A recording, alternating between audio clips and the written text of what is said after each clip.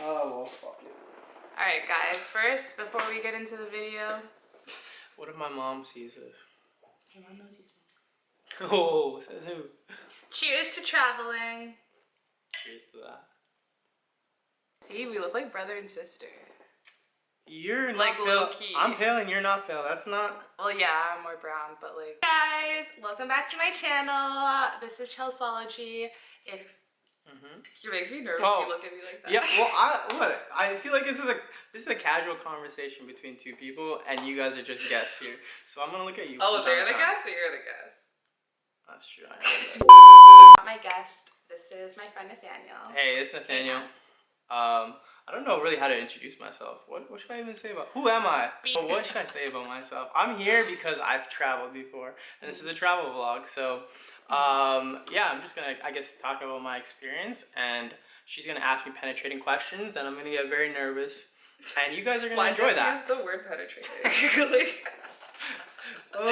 One thing I learned in Korea, because I lived in Korea for a year. You got lipstick. Lipstick on your nose. How? Did I get it on my nose?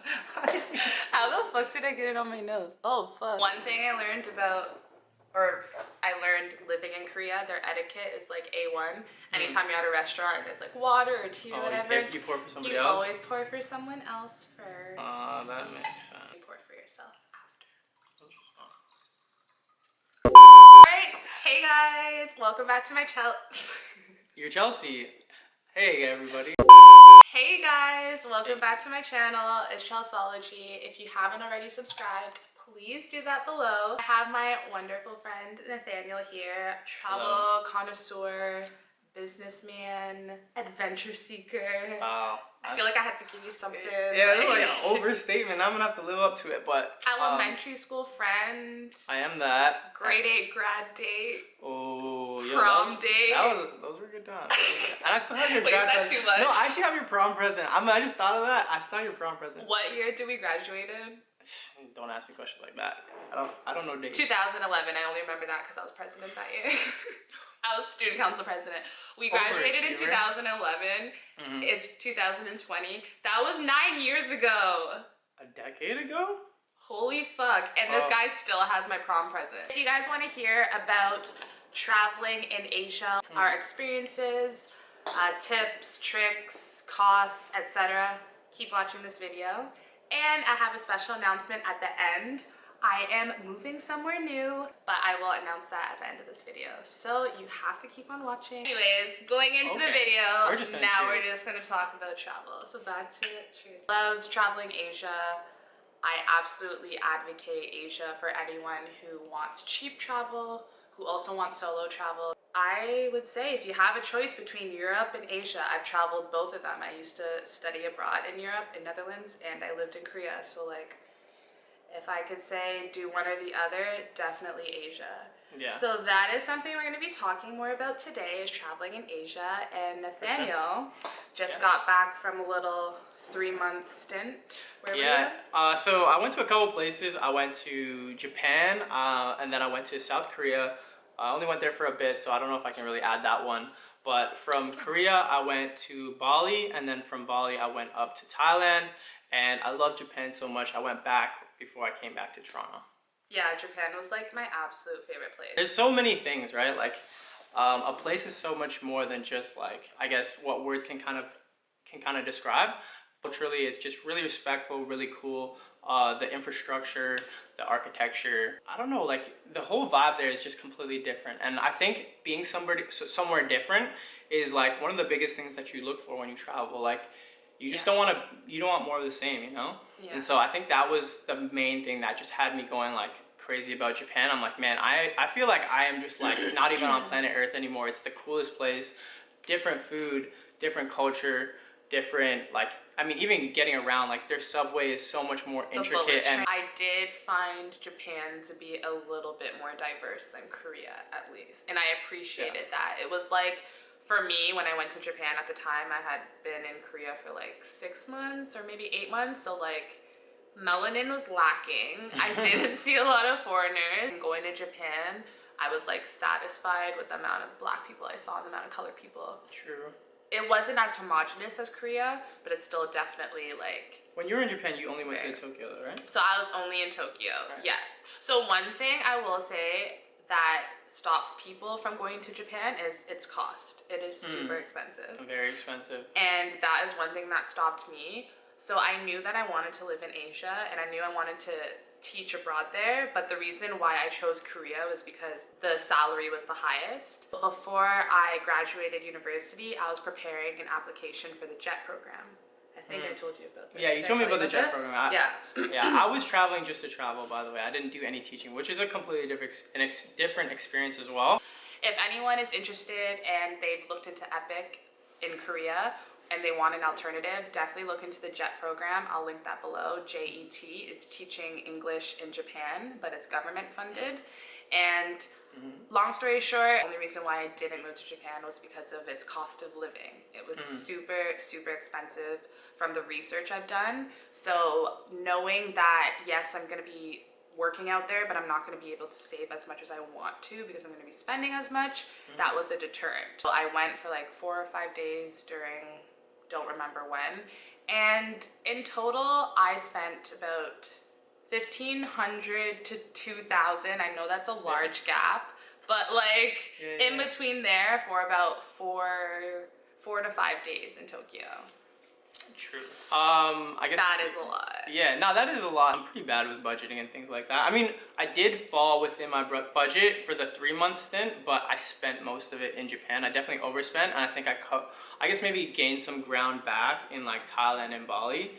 Yeah, as I was like trying to just like cut costs. But I think so overall I did about 2 to 3 weeks on my first, I guess, stint in Japan, and then when I came back, did another week.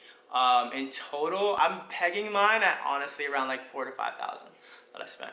Yeah. Mind you too, like I went to 3 places in Japan, right? I went to Tokyo, and then I flew to Osaka, and then I just took trains up to Kyoto and back. And so obviously going to more places in a given country, you're gonna spend more as well, right? So I went out pretty often.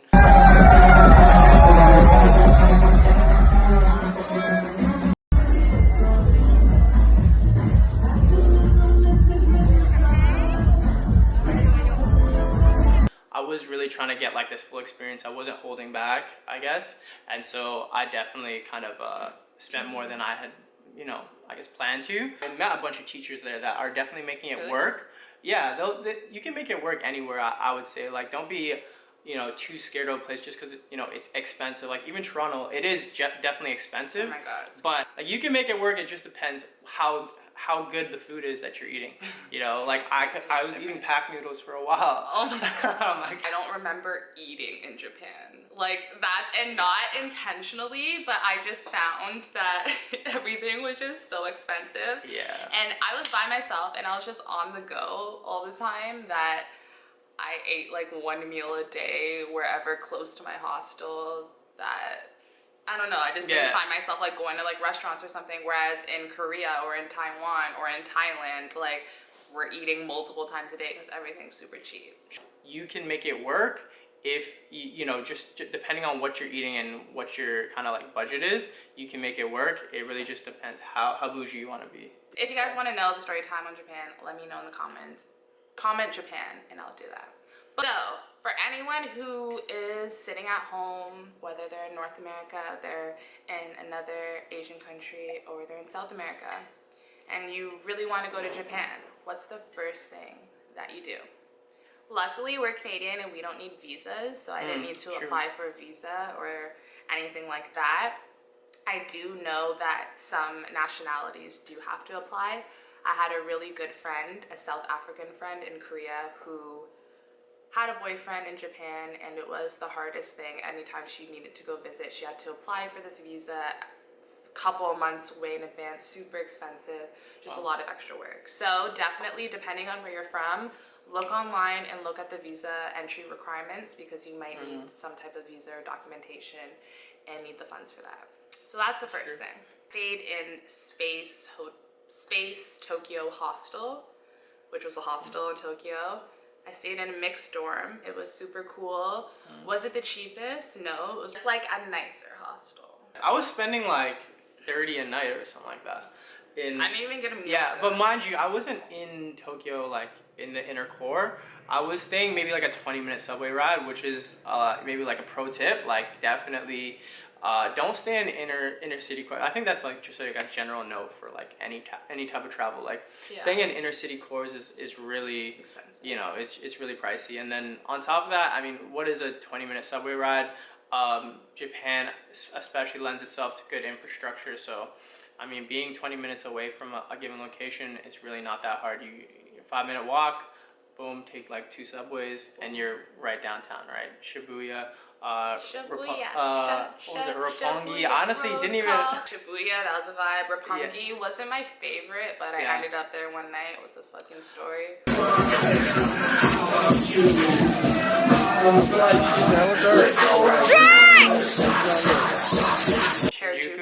Shinjuku. Akihabara or something like that. Asukasa. I stayed my last night at a hostel in Asukasa. Anyone, if I'm saying it wrong, please let me know.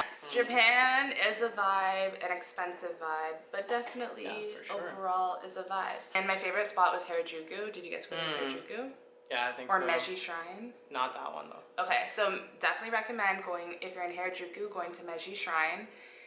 It's like a 10-minute walk there, and it's a shrine, and it's very peaceful, and it has like a forestry area, and you can go walk. And in Harajuku, they have, again, correct me if I'm wrong, they have these arcades, photo booth arcades called Pikachu. Oh, I've seen those. I didn't do one, but I've seen those. It was such a good time. I spent probably half a day in there. Basically, it's like a photo booth arcade with a bunch of different photo booths and different themes, and you take a photo, and they have animated props and stuff that you edit onto your photo after.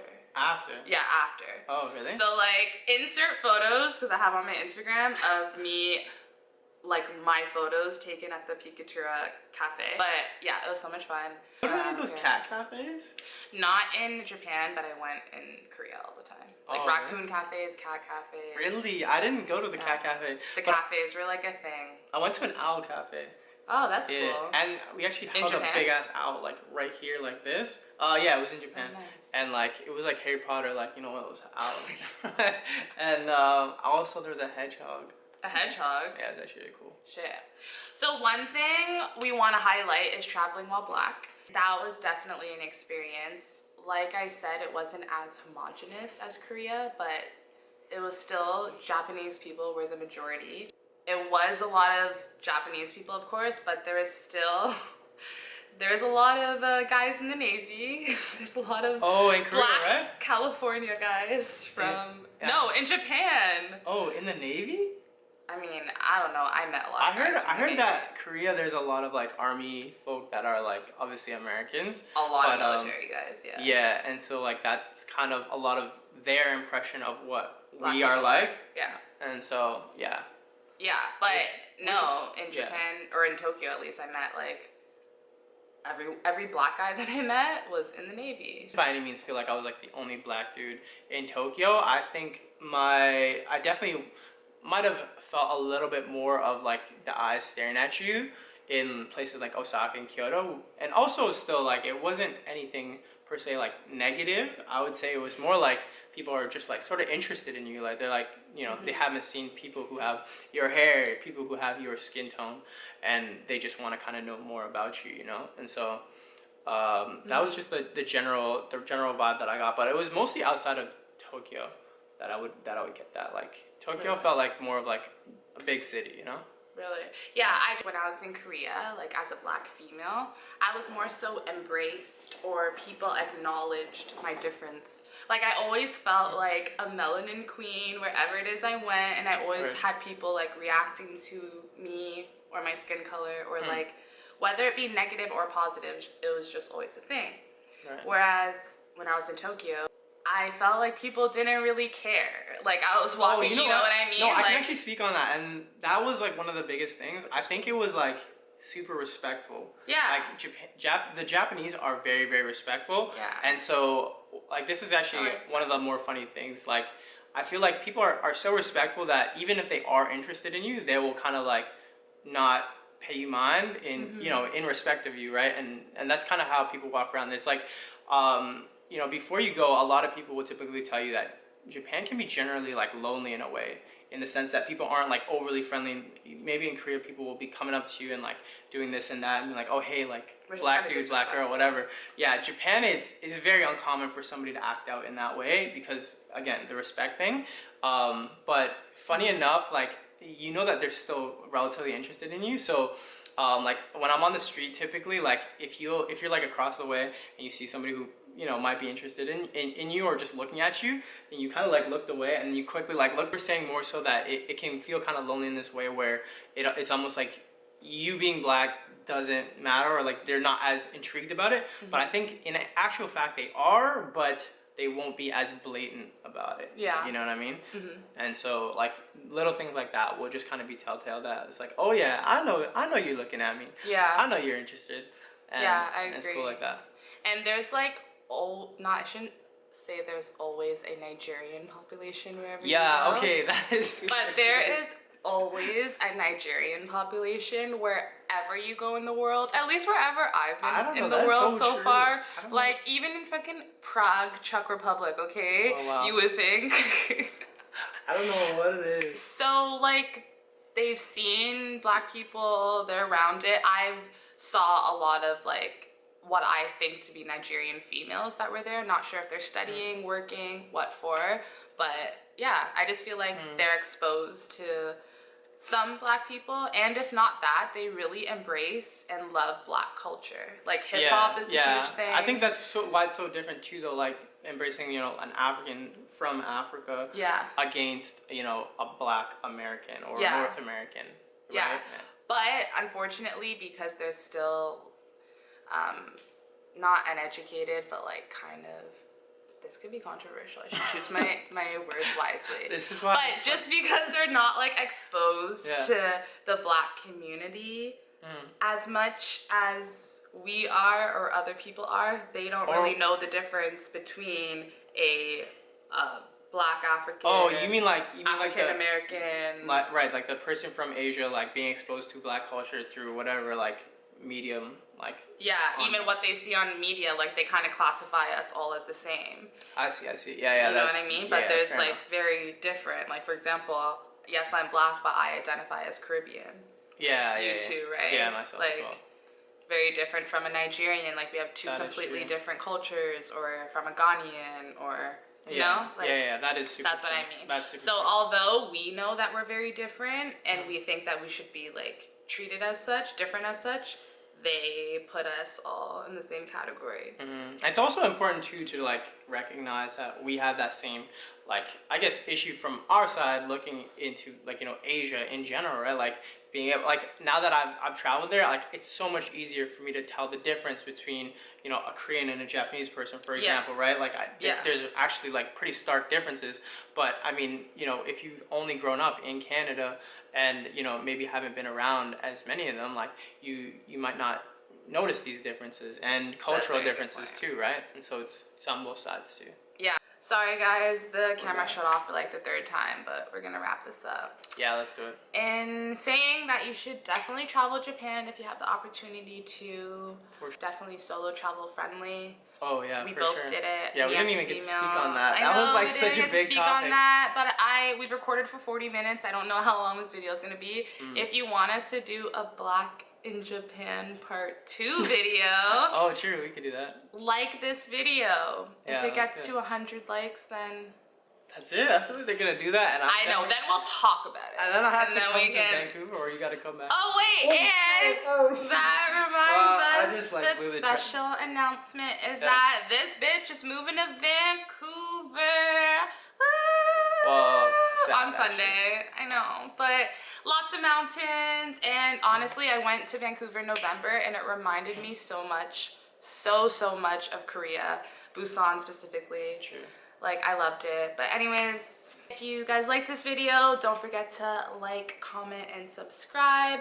Turn on the post notifications so you know anytime I upload. Your girl will be consistent. I promise. travel videos all the time. Thank you, Nathaniel, for coming. You can follow him on Instagram. I'll put all of his info below. Sure. And follow me on Instagram at chelseavbrady for all my travels. And I'll see you on the next one. Later.